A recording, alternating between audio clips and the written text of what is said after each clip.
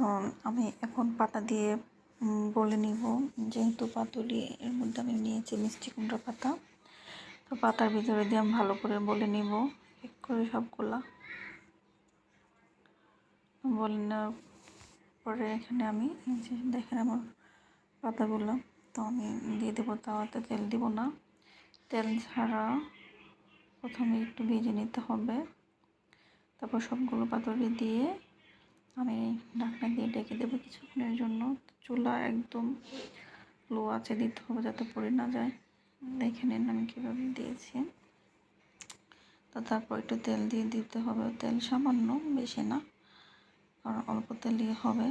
তো যেহেতু আমি এগুলো ফ্রোজিং করব, বেশি ভাজবো না, কারণ পরে আবার ভাজতে হবে, এই জন্য আমি বেশি ভাজবো না, অল্প একটু ভাজবো। দেখেন আমার বাজার এটা। তো এখন আমি এগুলো রেখে দিব ফ্রিজে। তো গাইস, আমি ইউটিউব চ্যানেলে একদম নতুন, তো আমার ভুল ত্রুটি